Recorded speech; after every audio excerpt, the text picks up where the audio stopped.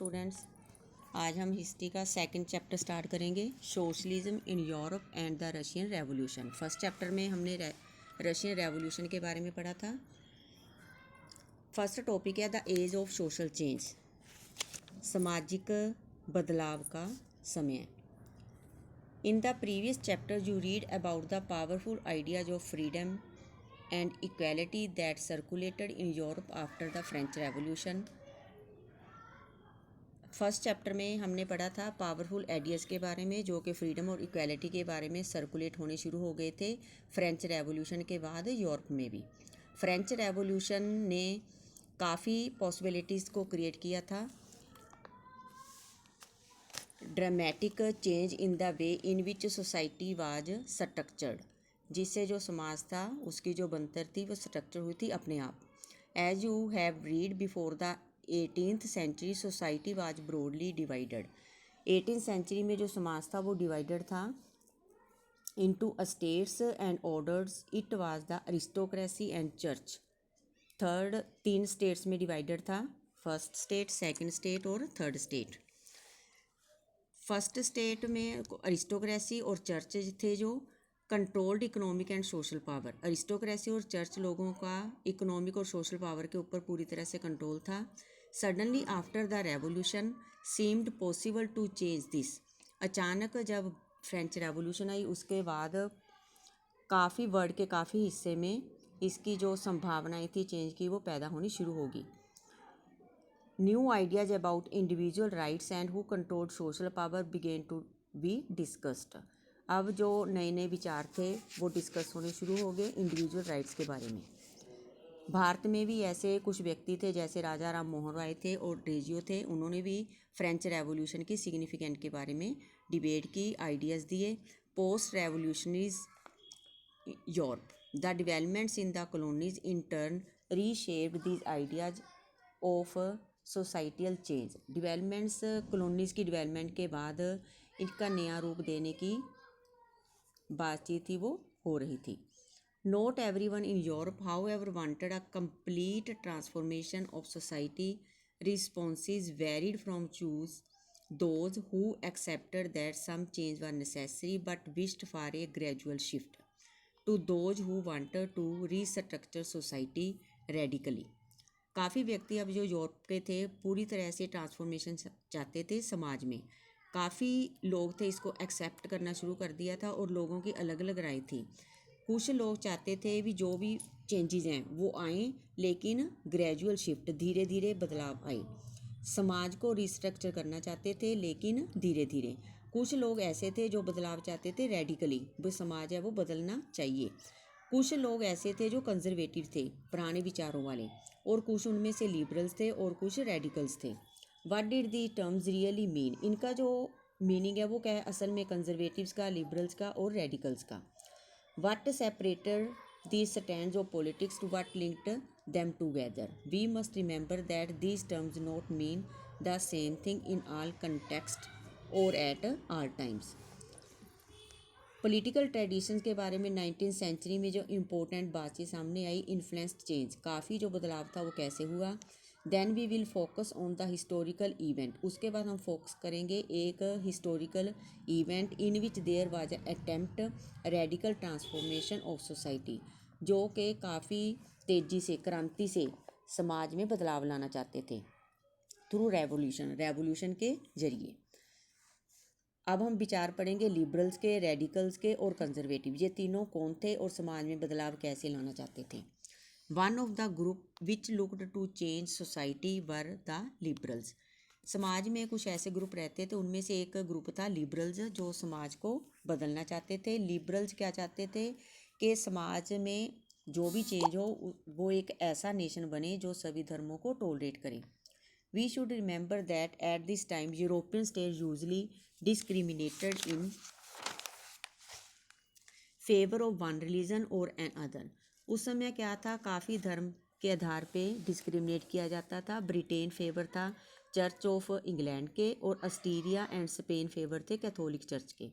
Liberals also oppose the uncontrolled power of dynastic rulers.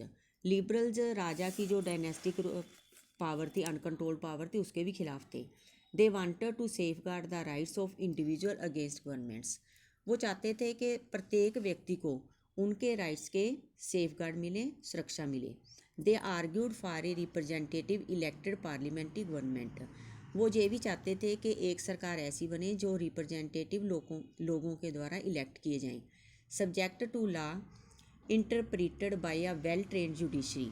वो ऐसा भी चाहते थे कि एक प्रकार की ऐसी जुडिशरी हो that was independent rulers and officials. इस प्रकार की जो जुडिशरी है वो स्वतंत्र हो रूलर से भी और ऑफिशियल से भी। However, they were not Democrats. They did not believe in universal adult franchise. चाहे कहते वो डेमोक्रेट्स नहीं थे, लेकिन उनका विश्वास यूनिवर्सल एडल्ट फ्रेंचाइज में भी नहीं था। यूनिवर्सल एडल्ट फ्रेंचाइज क्या होता है? बालग मताधिकार।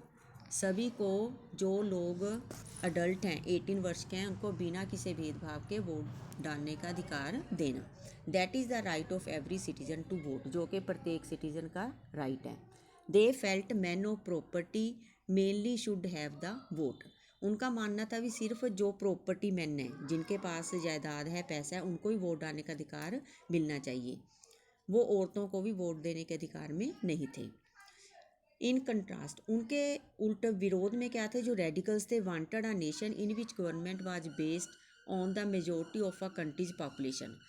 वो चाहते थे कि इस प्रकार की सरकार हो जो कंट्री की पॉपुलेशन की मेजोरिटी के आधार पे बने। Many supported women's suffragette movement. इसमें जैसे जो पहले हमने पढ़ा, वो औरतों को वोट देने के, राइट टू वोट देने के अधिकार में नहीं थे, लेकिन रेडिकल चाहते थे कि औरतों को भी राइट टू वोट है वो मिलना चाहिए। Unlike liberals, they oppose the privilege of great land owners and wealthy factory owners. They were not against the existence of private property but disliked concentration of poverty in the hands of a few। वो private property होने के against नहीं थे, लेकिन वो पसंद नहीं करते कि काफ़ी जो पैसा है वो कुछ लोगों के हाथ में इकट्ठा हो जाए। तीसरे विचारधारा वाले लोग थे कंजर्वेटिव्स। कंजर्वेटिव कौन थे? वो अपोज थे रेडिकल्स के भी और लिबरल्स के भी। After the French revolution however can conservatives had open their mind to the need for change. जब फ्रेंच में क्रांति आई, फ्रेंच रेवोल्यूशन है, उसके बाद जो पुराने विचारों वाले थे उन्होंने भी सोचा कि जो बदलाव है वो आना चाहिए, उसकी ज़रूरत है। अर्ली 18th सेंचुरी में कंजर्वेटिव्स ने generally oppose to the idea of change. By the 19th century, 18वीं सदी तक जो बिल्कुल खिलाफ थे चेंज के, लेकिन 19th सेंचुरी तक आते आते उन्होंने एक्सेप्ट कर लिया कि जो बदलाव है वो ज़रूरी है। पास्ट है टू बी रिस्पेक्टेड, लेकिन जो पास्ट है उसका भी सत्कार होना चाहिए। चेंजेस आएँ लेकिन स्लो प्रोसेस से आएँ। Such differing ideas about social change clashed during the social and political turmoil that followed the French Revolution। इसके जो डिफरिंग विचार थे उनके सोसाइटी चेंज सी clashed during the social and political turmoil से जो उथल पुथल हुआ था फ्रेंच रेवोल्यूशन के समय। The various attempts at revolution and national transformation in the 19th century helper define both the limits and potential of these political tendencies. जो भी राजनीतिक धाराएं थी, सीमाएं थी, संभावनाएं थी, उनको स्पष्ट करने के लिए वो आगे आ रहे थे, अटेम्प्ट्स कर रहे थे। नेक्स्ट जो टॉपिक है वो है industrial society and social change. Political trends were science of a new time. Political trends अब क्या था? नए समय का एक साइन था। It was a time of profound social and economic change. ये वो समय था जब सोशल और इकोनॉमिक बदलाव आने शुरू हो गए थे। It was a time when new cities came up. नए नए शहर डिवेल्प होने शुरू हो गए थे। इंडस्ट्रियलाइज रीजन डिवेल्प होने शुरू हो गए थे। रेलवे का विस्तार होना शुरू हो गया था और इंडस्ट्रियल रेवोल्यूशन आनी शुरू हो गई थी। इंडस्ट्रियलाइजेशन की वजह से जैसे नई नई इंडस्ट्रीज लगनी शुरू होगी, मैन वीमेन चिल्ड्रन सभी फैक्ट्रीज़ में काम करने शुरू हो गए। वर्क आवर्स थे आमतौर पे लॉन्ग होते थे और जो उनके वेजेस थे वो काफ़ी कम दिए जाते थे। Unemployment was common. बेरोजगारी आम थी, particularly during time of low demand for industrial goods, क्योंकि उस समय क्या था, इंडस्ट्रियल गुड्स की डिमांड थी बहुत कम थी। Housing and sanitation were problem since towns were growing rapidly. Industries क्षेत्र में जब लोग जाने शुरू हो गए, वहाँ पे अर्बनाइजेशन डेवलप होने शुरू हो गए, तो उसके वहाँ पे क्या था, हाउसिंग और साफ़ सफाई की काफ़ी मुश्किल आ रही थी। Liberals and radicals search for solution of these issues. जो लिबरल्स थे और रेडिकल्स थे, वो ऐसी कोई भी प्रॉब्लम आ रही थी, उनके सोल्यूशन ढूंढने में लगे हुए थे। Almost all industries were the property of individual. आमतौर पे सभी जो इंडस्ट्रीज थी वो आमतौर पे इंडिविजुअल जिनके पास प्रॉपर्टी थी उनकी थी। Liberals and radical themselves are often property owners. Liberals और रेडिकल्स आमतौर पे अक्सर उनके पास भी प्रॉपर्टी थी, एंड एम्प्लॉयर्स और एम्प्लॉयर भी थे। Having made their wealth through trade और इंडस्ट्रियल वेंचर। काफ़ी जो पैसा उनके पास इकट्ठा हुआ था वो किसकी वजह से हुआ था, ट्रेड की वजह से। They felt that such effort should be encouraged. वो सोचते थे कि ऐसे जो एफर्ट्स हैं वो एनकरेज, उत्साहित करते थे। That it's benefits would be achieved. तो इस प्रकार के जो बेनिफिट्स हैं उनको अचीव किया जा सकता है if the work force in the economy was healthy and citizen were educated. अगर जो वर्क फोर्स है काम करने वाली आर्थिकता में वो हेल्दी हो और जो वहाँ के रहने वाले सिटीजन हैं वो एजुकेटेड हों। Oppose to the privileges the old aristocracy had by birth. वो अपोज थे भी जो अधिकार लोगों को जन्म से ही मिल जाते हैं। They firmly believed in the value of individual efforts. उनका विश्वास था इंडिविजुअल एफर्ट की जो वैल्यू थी उनमें विश्वास रखते थे, लेबर एंड एंटरप्राइजेज में। If freedom of individual was ensured.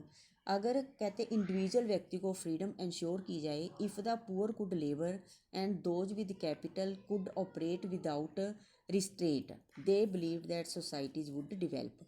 उनका मानना था अगर गरीब हैं, कोई लेबर करने वाले हैं, अगर कहते कैपिटल ऐसे ऑपरेट की जाए बिना किसी पाबंदी के, तो सोसाइटी है उसको हम डिवेल्प कर सकते हैं। Many working man and women who wanted change in the world rallied around liberals and radicals groups and parties in the early 19th century. 19th century के शुरू में काफ़ी जो वर्किंग मैन थे, वीमेन थे, जो कि समाज में बदलाव लाना चाहते थे, वो क्या कर रहे थे, अब रैली करनी शुरू कर दी थी उन्होंने लिबरल्स और रेडिकल ग्रुप के साथ। Some nationalists, liberals and radicals wanted revolution to put an end to the kind of government established in Europe in 1815। काफ़ी प्रकार के जो नेशनलिस्ट थे, लिबरल्स, रेडिकल्स, वो चाहते थे रेवोल्यूशन और एक प्रकार का वो अंत चाहते थे टू काइंड ऑफ गवर्नमेंट, इस प्रकार की सरकार को एस्टेब्लिश करके यूरोप में इन 1815 में। In France, Italy, Germany and Russia they became revolutionaries and worked to overthrow existing monarchs. France में, इटली में, जर्मनी में और रशिया में इस प्रकार की जो रेवोल्यूशनरीज थी वो आई और उन्होंने जो मोनैर्क था, राजा का रूल था, उसको ओवरथ्रो करने के लिए काम किया, ख़त्म करने के लिए काम किया। Nationalist talked of revolution. अब जो काफ़ी राष्ट्रवादी नेता थे उन्होंने रेवोल्यूशन के लिए नेशन की बातचीत करनी शुरू कर दी थी। After 1815 Giuseppe Mazzini at Italian nationalist. Giuseppe Mazzini था आफ्टर 1815 में, ये आप 10th में पढ़ोगे टॉपिक। ये भी एक इटालियन नेशनलिस्ट था। Conspired with others to achieve this in Italy nationalist elsewhere including India. प्रत्येक जगह पे जो नेशनलिस्ट थी वो अब आ रही थी, प्रत्येक जगह पे नेशनलिस्ट इकट्ठे हो रहे थे including India. Read his writings.